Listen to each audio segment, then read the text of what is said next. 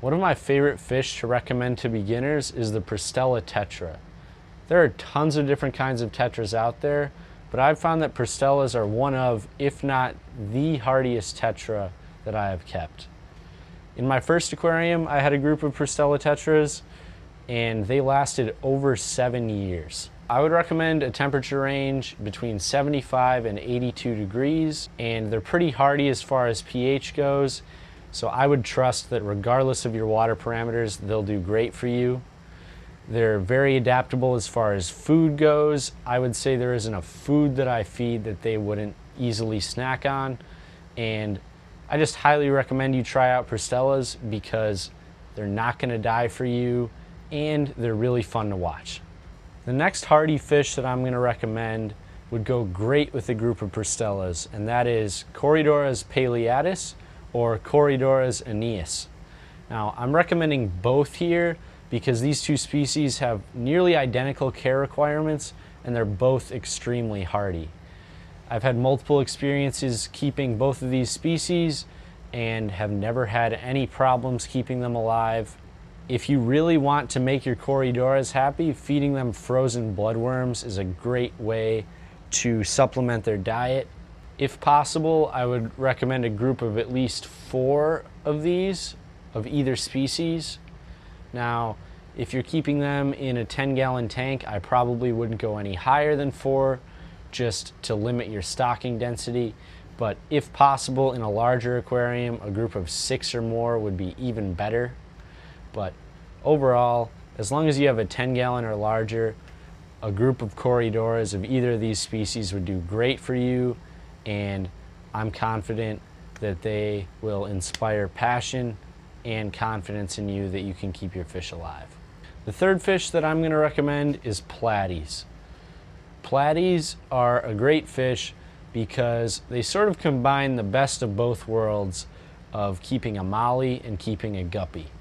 They're live bearers, so if you keep males and females together, there's a good chance you'll have babies. But they kind of take away some of the sensitivities that mollies and guppies have to water that isn't particularly hard. So whereas with guppies, you may get them and they slowly waste away and die for you, Platies are much less likely to cause that problem. Just like the previous 2 species, they're going to like a temperature range somewhere between 75 and 80.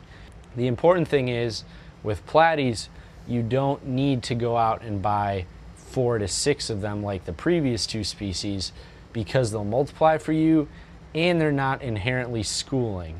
So what I would recommend you do is try to go out and buy a male and 2 females, and in no time at all you'll have babies and you'll have more Platies than you could possibly know what to do with. Aside from killing your fish, dealing with algae is probably one of the other huge reasons that people give up on keeping an aquarium, and the next fish I'm going to recommend is part of the solution to that problem, and it is Bristlenose Plecostomus. Now, Bristlenose Plecostomus are good algae eaters, but they also require other food in their diet. They're going to reach a length of probably somewhere between 5 and 6 inches when they're full grown. Personally, I would say you could keep 1 in as small a tank as a 10-gallon, but you are going to want to watch out for it getting so large because they do eat a lot, and because they eat a lot, they also poop a lot. Bristlenose come in a lot of different colors. They come in super red, albino, common, calico, long fin, but what I've found is the fancier you get with the strain, the more likely you are to run into issues as far as hardiness goes. So in order to get a fish that's hardy to start out your tank, I would recommend you go with a common or albino bristlenose, and assuming your tank is 20 gallons or less, I would only go with 1. I would say the only scenario where you might end up losing a bristlenose would be if it's not getting enough food.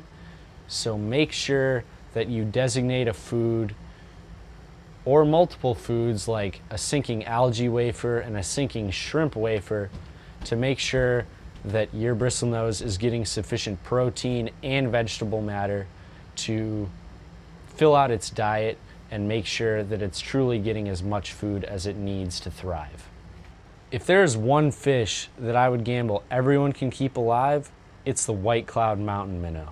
White clouds can be kept with all the other fish on this list, but they have a couple of benefits that the other fish don't have that make them particularly easy to keep alive. Number one, they're extremely adaptable to temperature. People keep white clouds in ponds that overwinter and freeze over, and I've kept them in the upper floor of my house where it gets to over 82 degrees in the summer, and they've continued breeding with no problem. White clouds do like to be kept in groups. I would recommend a group of 6.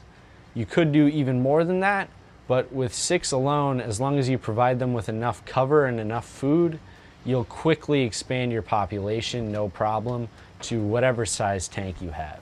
I actually accomplished this in my 40 breeder while I was away at school. I set my dad up with 8 white clouds in the 40, and by the time I came home, there were probably 50 plus white clouds grown out in that aquarium. I'm confident you'll have success with every fish on this list.